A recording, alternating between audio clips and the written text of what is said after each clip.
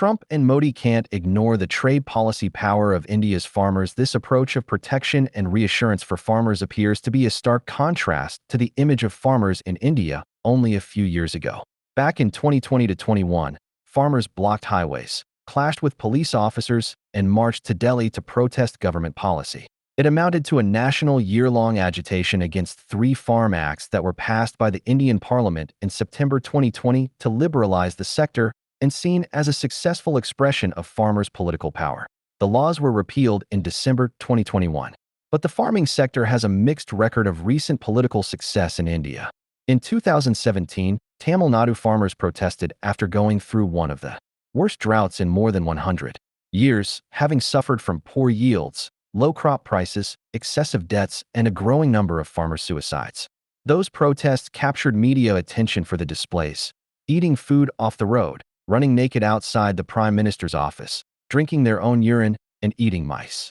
After 141 days of protests, they retreated as the cold weather of winter closed in. Many of their demands were left unmet. The latest shift in the government's approach towards farmers can be attributed to a confluence of factors. First, the election statistics that were produced after the 2024 Lok Sabha election revealed that the dip in number of seats won by the BJP government was due to a switch in farmers' support towards the opposition. Opposition parties doubled their share of the farmer votes, up from 10% in 2019 to 21% in 2024. For the BJP, electoral considerations mean giving greater credence to the voices of farmers. Second, the wherewithal of farmers to sustain a year-long mass protest 5 years ago, across varied weather conditions, all the while garnering significant domestic and international support, demonstrated the political clout of farmers' lobby. Modi will know that to expose the precarity of the agrarian political economy to newer, more liberal economic ideas carries a big risk. While there is the possibility that the tariffs will ultimately only have a minimal impact on India's exports and GDP, the growing power of farmers to demand protection is a complication for talks with the United States and indicative of their influence in a changing global economy. The Trump administration has announced a doubling of tariffs on India to 50%, with a 21-day window for further negotiations over its trade with Russia. The time is President Donald Trump has also p.m. ruled out further talks on a wider trade deal with India until tensions are resolved.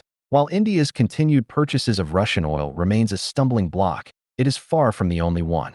The U.S. insistence on accessing India's agriculture, dairy, and fishery market has been a long-standing point of discord in the trade negotiations.